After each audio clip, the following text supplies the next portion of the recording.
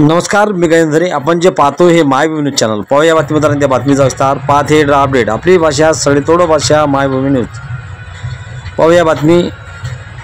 पातूर येथील अंकुर जे अखिल भारतीय साहित्य संमेलन आयोजित पातूर तालुक्यातील अंकुर साहित्य संघाच्या कार्यालयामध्ये रवींद्रनगर खानापूर रोड येथे दिनांक 2 एप्रिल 2025 रोजी एक महत्त्वपूर्ण बैठक पार पडली.